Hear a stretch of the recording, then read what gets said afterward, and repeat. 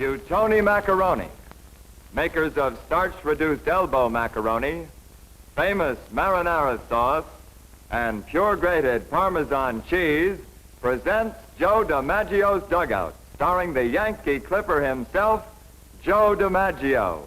It's a hit, it's a homer, look at that ball go. Here comes Joe DiMaggio.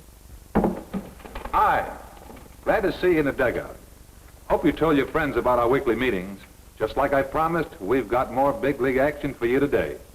High-speed, slow-motion pictures of the stars in action. If you watch close and listen sharp, you'll learn a lot about how to play the game. After that, we'll have a dugout quiz. All 5 of my friends here are going to get prizes, and the winner will get an extra prize. We'll get to that later. But what do you say we get to the big league action right now? Here's an outfielder's view of the best shortstop in baseball, Phil Scooter Rizzuto. Phil is going to show you how to play shortstop, so watch real close. Don't try to handle grounders off to one side. Get behind the ball. And if you miss it, your body stops it from going to the outfield. Also, you've got better control. The idea is for you to play the ball and not let the ball play you. And always remember, keep your glove hand on the bottom and don't take your eye off the ball. Here's an ordinary grounder near second. See how fast Phil gets to throw off to first? Now in slow motion. You can see it even better. Phil starts to break as soon as he sees where the ball is going. He catches with both hands, too. That's another important thing. Also, notice the second baseman backing up the play. Now a hard play, going into the hole between short and third. In slow motion, you can see that you really have to get started fast or else the ball goes through for a hit.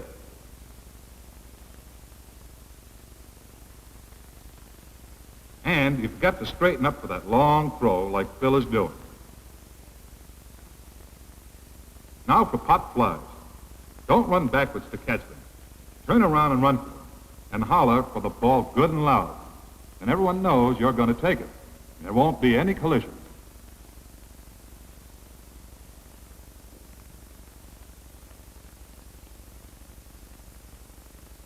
Here Phil is showing you how not to play a pop fly.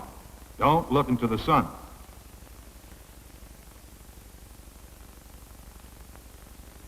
See what happens when you do?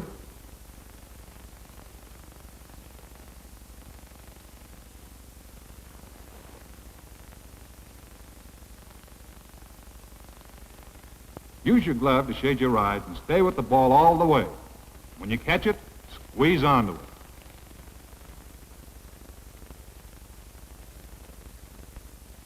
Here's the pickoff play. Phil has given the pitcher his signal and breaks for the bag. He's out. This time, notice how Phil covers the bag so that he can't get spiked.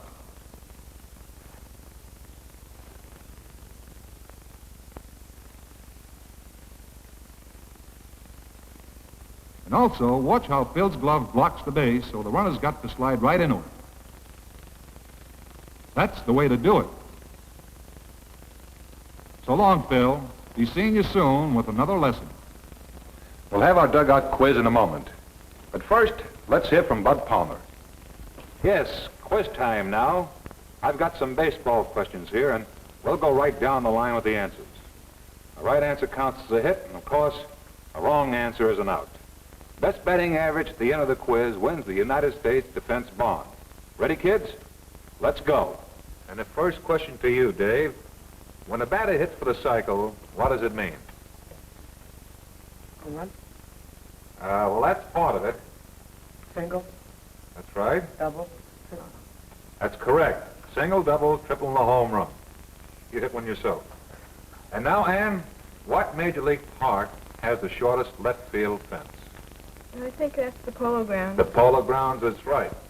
It's even shorter than the renowned left field wall over there at Fenway Ballpark in Boston. And now, Paul, what kind of pitch is considered most difficult for a catcher to handle?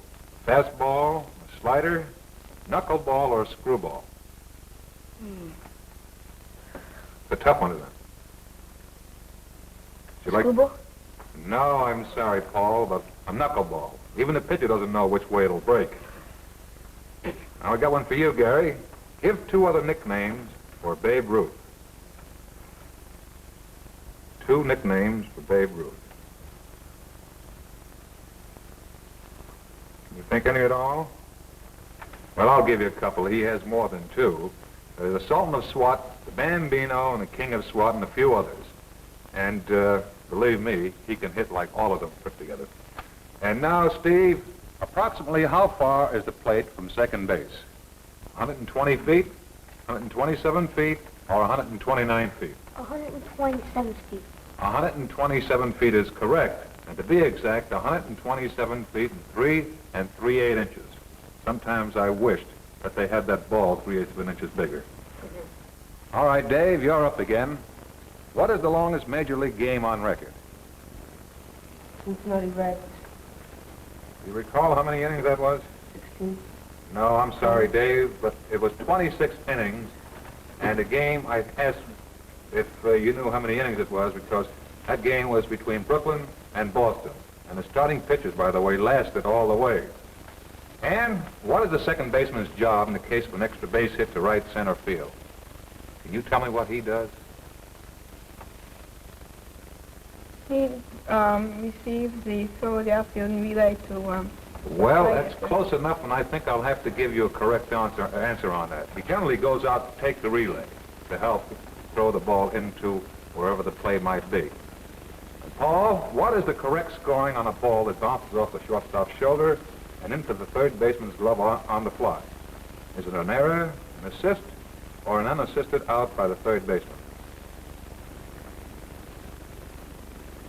An error, an assist, or an unassisted out by the third baseman? An unassisted out by the third baseman. No, I'm sorry, Paul, but the answer is the shortstop gets an assist. Gary, what manager once fined a ball player $50 for hitting a home run? That's something, isn't it? That's a long time ago. You may have read something about it.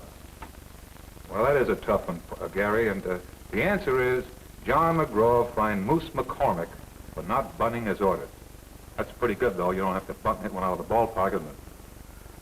Okay, Steve, what would be the score in the event of a forfeited game? I think that the home team would win. Well, does it necessarily have to be the home team? No. No. What would the score be? 5-4 or some that the team is ahead. Well, you got part of the answer right. If you put 5 and 4, that would be 9. That would be half the answer. However, the score would be 9-0. You're the hitter, Dave. What is meant by the expression, the runner tagged himself out? He slides and goes over a base. No, I can't give you a right answer on that, Dave. The answer is the base was so well blocked that the runner slid right into the glove of the fella holding the ball. And, Ann, who were the big train and the big six? The big train was Walter Johnson, Mm-hmm. and the big six, I think, was Christy Mathewson. That is very, very good. As a matter of fact, I had to look that one up myself. And Paul, what is meant by the expression, it's better to be sure of one than to lose two? Yeah, what is meant by the expression, it's better to be sure of one than to lose two? Well, on a double play, whenever you like a double play, and you down ball, That's right. try to block. Take it easy now. You got the right answer. You know, they mean that it's better to get one out than to get two out. That's right. That's very, very good. That's very good, Paul. As a matter of fact, if the infielder's not sure of the double play, he should throw to first and get one out rather than risking both men being safe. And sometimes it costs the second baseman taking the throw from, for instance, the shortstop to tag second baseman. He's off balance, maybe to hold on to the ball instead of throwing away and having the man go from first to second base. And now, Gary, which foot should the second baseman tag second base with on double plays? Well, it depends how the ball is hit. Well, no. For instance, now a ball has hit the shortstop and he's relaying the ball to the second baseman. How should he tag that bag? What foot should he use? Right. And no, I'm sorry, Gary, but the answer is the right foot. And Steve, exactly when does a batsman become a base runner? Can he hit the ball? That is correct. Very good. That's the end of the questions. Now, let's take a look at the scoreboard, Bud, and see who the winner of the United States Defense Bond is. Well, our winner, Joe, is Ann Jaffe, batting a mean 1,000, the only girl in the crowd. And she receives the bond. Of course, all the kids are winners because Buitoni has Hellbros watches for all 5. For the girls, the dainty Hellbros Bernice. For the boys, the Hellbros Invincible, the shock-resistant, watertight watch made for young athletes. Okay, Joe, that's it. Say, you kids did all right with those questions. Some were pretty tough, too. Hope you enjoy your prizes as much as I enjoyed having you in a dugout. I'll be back in a minute, but first, let's have a reminder from Bud Palmer. Yes, fans, remember that for good health and good eating, nothing beats a Buitoni macaroni dinner. Buitoni elbow macaroni is the macaroni with added wheat germs. That means, aside from being tops in taste, Buitoni gives you added energy. Add that to the fact that Buitoni is lower in starch and higher in protein, and you'll see why Joe DiMaggio calls it the bodybuilding macaroni. And say, look at this. Here's real good eating. Elbow macaroni covered with famous Buitoni marinara sauce. And fans, that's the greatest. It's made of ripe peeled plum tomatoes, pure olive oil, and just the right touch of seasoning. Sprinkle it with Buitoni pure grated Parmesan cheese, mild and tasty, and that's the dinner that'll really stick to your ribs. And tell Mom it won't add to her waistline. Have Mom make you some Buitoni elbow macaroni for dinner. It takes only 5 minutes to cook, and you eat all you want because it's lower in starch and higher in protein. Yes, sir, keep trim with Buitoni. And now let's get back to the dugout and Joe DiMaggio. See you next week, fans. Till then, keep trim with Buitoni. See ya. Next week, another big leaguer in action. Another quiz in DiMaggio's dugout. Brought to you by Buitoni elbow macaroni. The bodybuilding macaroni that's lower in starch, higher in protein, and tops in taste. It's a hit, it's a homer, look at that ball go. There goes Joe DiMaggio. Hear the crowd start cheering. Batter up, play ball. When the game gets going, there'll be fun for one and all. Batter up, we're ready. Let the pitcher start to throw. Give 3 cheers for baseball. Batter up, let's go. Hear the crowd start cheering. Batter up, play ball. When the game gets going, there'll be fun for one and all. Batter up, get started, keep your eye on every throw. Give 3 cheers for baseball and Joe DiMaggio.